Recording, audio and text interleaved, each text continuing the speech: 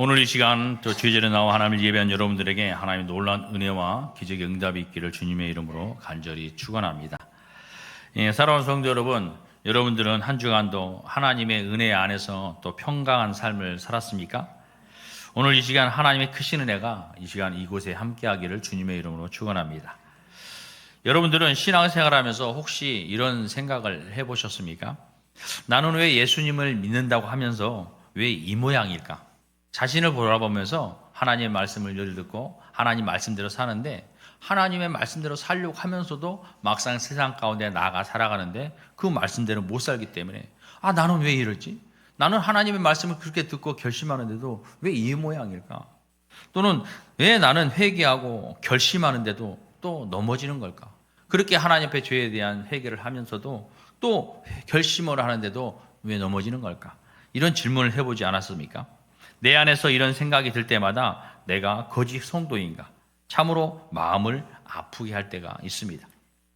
하나님께 예배드리며 기도할 때마다 더욱 말씀을 많이 보고 또 기도 열심히 하고 하나님의 뜻대로 사랑하면서 용서하면서 섬기면서 살겠다고 다짐을 합니다. 하나님 앞에 나와서 기도할 때마다 이런 마음으로 살아가고 또 결심하고 있는데도 우리는 여전히 흔들리는 삶을 살고 있다는 것입니다.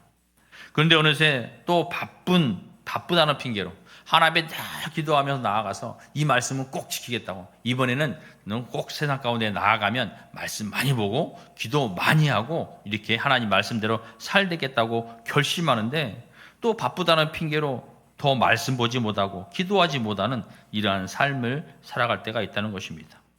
그럴 때마다 나는 정말 믿음이 부족한 것일까라고 자책할 때가 있다는 것이에요.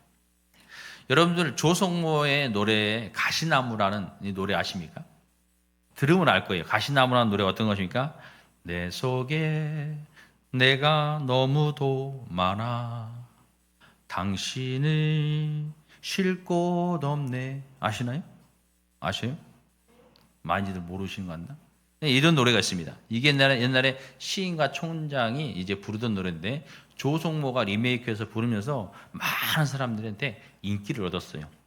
그런데 1988년 이 곡을 쓴 사람이 누구냐면 바로 하덕규 목사님입니다. 지금은 이제 목사님인데 하덕규 목사님 작사 작곡한 노래입니다. 이 노래는 단순한 이별 노래 같아요. 사람들이 들었을 때는 어떤 사람들과 관계 속에서 이 사람이 내 안에 머물지 못하고 떠나간다, 이러한 이별 노래 같지만 사실은 신앙이 깊은 하덕규 목사님의 신앙 고백이 담긴 노래입니다. 살아가는 하나님 앞에서 아직도 죄를 짓고 원하는 것만 쫓아가는 나 자신을 하나님께 죄송하다고 고백하는 노래라는 것이죠. 그래서 그 가사에 내 속엔 내가 너무도 많아. 내 속에 내가 너무나도 많다는 거예요. 그래서 당신의 쉴 곳이 없네. 여기서 당신이라는 것이 바로 하나님을 이야기합니다. 이 가사는 죄성과 자기 중심으로 가득한 인간의 모습을 떠오르게 하고 있습니다. 이것이 로마서 7장, 오늘 7장의 고백인 것이죠. 18절 말씀해 보면 내 속, 곧 내 육신에 선한 것이 거하지 아니한 줄을 아노니 라고 말씀하고 있습니다. 또 19절에서는 내가 원하는 바 선은 행하지 아니하고 도리어 원하지 아니하는 바 악을 행하는도다 라고 말씀하고 있어요. 이건 내가 너무도 많다는 것은요, 내 속에 내 욕심과 교만과 상처, 고집이 너무 커서 하나님께서 내 안에 거하실 곳이 없다는 거예요. 내 안에 내가 너무나 많다 보니까 하나님이 거하실 자리가 없다는 것입니다. 그것을 고백하는 거예요. 또 가사 중에 무성한 가시나무 숲 같네 라고 이야기했어요. 자신의 마음이 이렇게 좀 무성한 가시나무 숲 안에 있다는 것이죠. 성경에서는 가시는 종종 죄와 저주의 결과를 상징하고 있습니다. 창세기 3장 18절 말씀에 땅이 내게 가시덤불과 엉겅퀴를 낼 것이라 라고 말씀했어요. 아담과 하와가 죄를 짓고 쫓겨나면서 하나님께서 그들에게 이러한 죄를 결과로 주셨습니다. 또 그 가사 중에 쉴 곳을 찾아 지쳐 날아온 어린 새들도 가시에 찔려 날아가고 라는 이런 가사가 있습니다. 이것은 죄와 상처는 하나님과의 관계뿐 아니라 사람과의 관계도 무너뜨리라는 거예요. 상처 때문에 사랑하는 사람을 떠나버립니다. 밀어냅니다. 또 교만 때문에 관계가 깨어지고 자기 중심성 때문에 서로를 아프게 한다는 것이죠. 이는 죄가 가져오는 관계의 파괴를 보여주고 있는 것입니다. 그래서 쉴 곳을 찾아서 날아오는 거예요. 새들이 날아와요. 근데 가시나무에 얼마나 여러분 가시나무가 단단합니까? 어떻게 보면 가시가 웅장하다고 할 수 있죠. 그런데 그곳에 새들이 와서 앉으면 가시에 찔리잖아요. 그래서 그 찔려서 다 날아가 버리는 거예요. 우리가 그렇다는 거예요. 우리에게 가시가 너무 많다는 거예요. 우리 한 사람 한 사람에게 가시가 많다는 거예요. 그 지친 영혼들이 우리한테 와서 안식을 받고 위로를 받고 쉼을 얻으려고 하는데 우리의 그 뾰족한 가시가 그들을 찔러서 오히려 더 떠나게 만든다는 것입니다. 우리의 가시는요, 나 자신만을 찌르는 것이 아니라 다른 사람도 찌르게 되는 것입니다. 사도 바울은 3번의 선교 여행과 수많은 교회를 세운 위대한 사도입니다. 오늘 말씀해 보니까 그 사도 바울도 우리와 똑같은 질문을 하고 있는 거예요. 나는 정말 올바른 신앙인일까? 믿음의 사람일까? 이것을 고민하고 있는 거죠. 사도 바울도 우리와 똑같이 육신에 속하여 죄 아래에 있으면서 선을 행하기 바라지만 원하지 않는 악을 행하고 있다고 이렇게 자책하고 있습니다.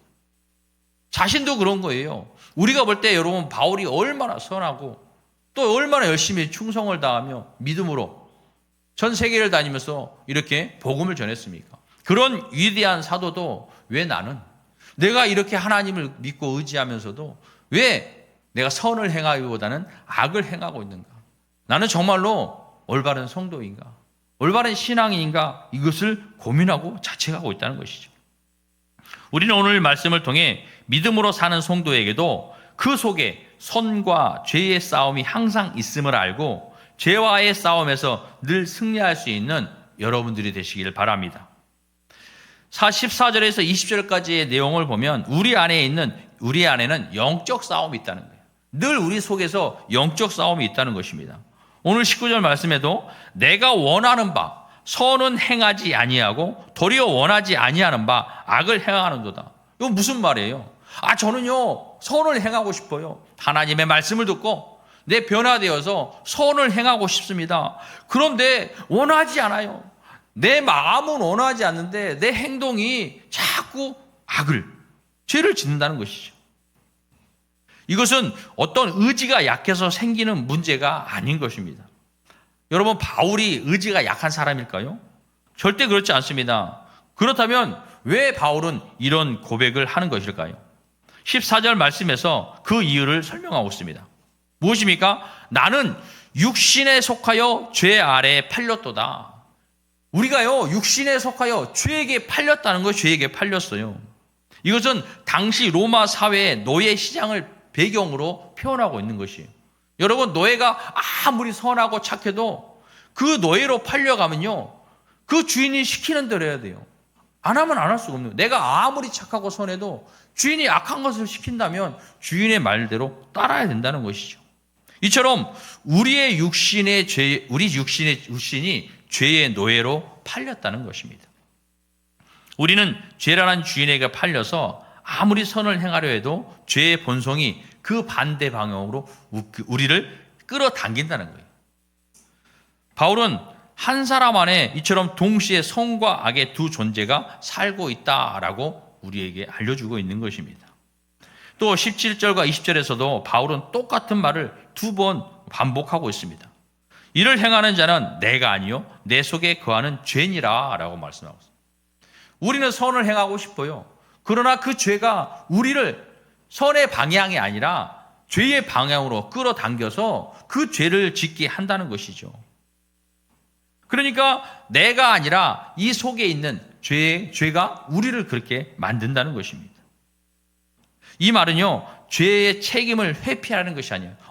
나는 내가 하고 싶어서 한 게 아니라 내 속에 죄가 시키는 대로 했기 때문에 나는 잘못이 없어. 이런 회피하는 것이 아니라 오히려 이것을 통해서 더욱더 하나님 안에서 믿음을 회복하기 위한 이러한 질문인 것이죠. 죄는 단순히 나쁜 행동이 아니라 내 안에 자리를 잡고 있는 거주자라는 거예요. 내 안에 거주하고 있다는 것입니다. 죄는 내 안에 들어와서 살면서 끊임없이 나를 조종하려고 한다는 것이죠. 이 죄는요 사라지질 않아요. 우리가 예수 그리스도를 믿음으로 말미암아 죄 용서함은 받았지만 늘 죄의 노예로 살았던 우리가, 죄의 종으로 살았던 우리가 그 본성이 남아있다는 것입니다. 그래서 우리는 늘 이 믿음을 지키는 것은 하나님의 말씀을 통해서 이 죄와의 영적인 싸움을 통해 이겨나가야 한다는 것이죠. 그러나 그것이 쉽지 않다는 것입니다. 이 죄라는 것이 우리 속에서 늘 우리를 속삭여요.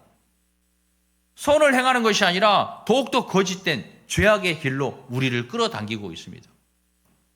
그러나 자책하지 말라는 거예요. 바울은 이것이 내가 하는 것이 아니라 내 속에 있는 죄가 하는 것이기 때문에 너 스스로 자책하지는 말라고 이야기하는 것입니다. 그래서 죄를 지었을 때 절망에 빠져 자포자기하지 말라고 말을 합니다. 이것은 너의 참된 자아가 아니라 내 안에 죄의 본성이 한 짓이지 그리스도 안에서 새롭게 된 나의 진정한 정체성이 아니다 라고 선포하며 다시 일어설 근거를 우리에게 주고 있는 것입니다. 사랑하는 성도 여러분, 지금 이 싸움을 여러분 삶에서 경험하고 있습니까? 죄와 싸우며 갈등하고 있습니까? 그렇다면 오히려 감사하는 삶을 사시기 바랍니다. 이 갈등은 고통스럽습니다. 그러나 동시에 우리를 살리는 생명의 신호라는 거예요. 죄와 싸운다는 것은 속사람이 살아있다는 증거라는 것입니다. 전혀 갈등 없이 죄 속에 무감각하게 살아가는 삶이야말로 더 위험한 상태라고 말하고 있는 것이죠. 또 21절에서 24절 말씀의 내용은 내 힘으로는 이 갈등에서 승리할 수 없다고 이야기하고 있습니다. 우리가 아무리 노력하려 한다 해도 내 힘으로는 안 된다는 거예요. 죄와 선의 싸움의 갈등 속에서 내 힘으로는 승리할 수 없다고 이야기하고 있습니다. 오늘 21절의 말씀에 보면 그는 이렇게 말합니다. 그러므로 내가 한 법을 깨달았느니 그 선을 행하기 원하는 나에게 악이 함께 있는 그것이라. 하나님의 말씀대로 살려고 할수록 그 반대 방향으로 끌어당기는 힘이 함께 작용한다는 거예요. 우리가 선한 삶을 살려고 여러분이 주일에 또 여러분이 가정에서 하나님 말씀을 보고 기도하면서 깨닫는 것이 있어요. 이제는 세상 가운데 나아가서 하나님의 자녀로 그러한 삶을 살아야지. 내가 주어진 삶에서 내가 지금까지 이렇게 살아왔는데 한 주간 동안 이런 삶을 살았는데 깨닫고 하나님 앞에 회개하고 이제는 올바른 삶을 살아야지. 그렇게 하는데도 여러분의 막상 세상 가운데 나아가면 그 죄라는 것이 선을 행하기보다는 악한 죄의 삶으로 여러분을 끌어당긴다고 이야기하고 있는 것입니다. 그래서 22절에서 바울은 속사함으로는 하나님의 법을 즐거워한다고 고백을 합니다. 그러나 또 23절에서는 지체 속에서 한 다른 법이 마음의 법과 싸워 나를 죄의 법 아래로 사로잡는 것을 보는도다라고 고백을 하고 있다는 것입니다. 우리는 흔히 이렇게 생각을 합니다. 내가 더 노력하고 또 내가 더 많이 기도하면 이겨나갈 수 있을 거야. 내가 정말로 결심을 단단하게 해서 노력하면 이겨나갈 수 있을 거야. 이렇게 이야기를 합니다. 그러나 그 노력과 의지력만으로는 근본 문제를 해결할 수 없다는 것이죠. 죄의 세력은 인간의 의지력보다 훨씬 강하기 때문에 인간의 힘으로는요, 그것을 이길 수 없다는 것입니다. 24절 말씀이 바로 그것입니다. 오라, 나는 공고한 사람이로다. 이 사망의 몸에서 누가 나를 건져내랴. 여러분, 우리는 이렇게 힘이 연약하다는 거예요. 우리 힘으로는, 사람의 힘으로는 어떻게 이길 수가 없다는 것입니다. 그래서 이 사망의 몸에서 누가 나를 건져내라는 거예요. 누가 나를 건져낼 수 있을까라고 이야기하는 거죠. 이것은 어떤 죄와의 싸움에서 패배하면서 절규하는 것이 아닌 것입니다. 이것은 가장 정직하고 가장 용감한 고백이라는 거예요. 내 힘으로는 절대 할 수 없어. 안 된다라는 것을 완전히 인정하는 순간 우리는 비로소 진정한 구원자를 찾을 수 있는 기회가 찾아온다는 것입니다. 그러므로 예수 그리스도 안에 해답이 있습니다. 우리 힘으로는 할 수 없지만 우리를 건져낼 수 있는 이가 누구냐? 바로 예수 그리스도라는 것이죠. 25절 말씀해 보면 우리 주 예수 그리스도로 말미암아 하나님께 감사하리로다 라고 말씀하고 있어요. 25절에서 바울은 극적으로 선회합니다. 무엇이 달라졌습니까? 지금까지는 계속해서 자신을 자책한 것처럼 느껴지지만 25절에서는 바뀌고 있어요. 완전히 바뀌었습니다. 무엇이 달라진 것입니까? 상황이 바뀐 것이 절대 아닙니다. 육신의 연약함이 사라진 것도 아니에요. 그런데 무엇이 근본적으로 바뀌었냐면 바로 시선이 바뀌었다는 거예요. 계속해서 나만 바라보고 내 속의 죄악을 바라보면서 내가 한 행동들, 이것을 바라보며 내가 정말 진정한 성도인가? 하나님의 자녀인가? 자책하며 살던 그러한 시선이 누구에게? 바로 그리스도를 향한 이런 시선으로 돌아섰다는 것입니다.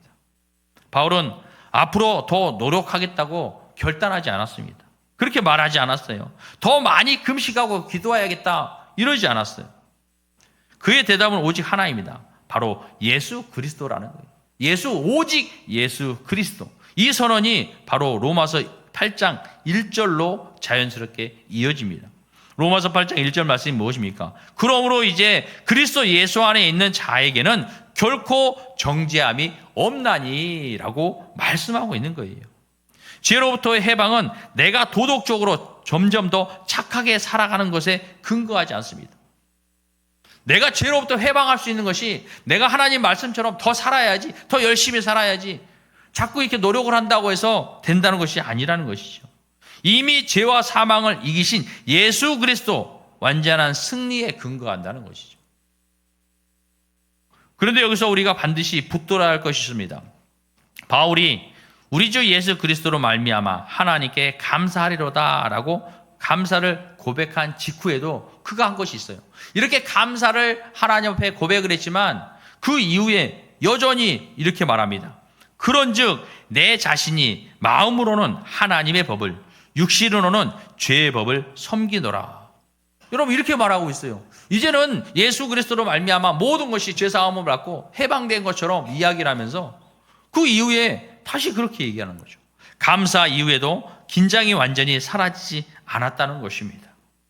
이것이 이 땅을 살아가는 우리 성도의 현실입니다.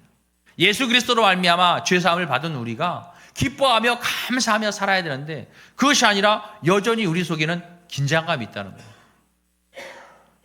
계속해서 선을 행해야 되는데 그것이 아니라 내 속에 남아있는 그 죄의 본성으로 말미암아 계속해서 선한 삶을 살기보다는 죄의 길로 우리를 이끌어 가기 때문인 것입니다. 예수님을 믿고 감사하는 마음이 있어도 여전히 육신의 연약함과 싸우며 살아가는 것이 우리의 현실이라는 것이죠. 그러나 혹시 이런 긴장이 여전히 내 안에 있다고 해서 나는 어쩔 수 없는 사람인가? 나는 구원받지 못한 것이 아닌가? 이런 의심을 할 필요가 없다는 것입니다.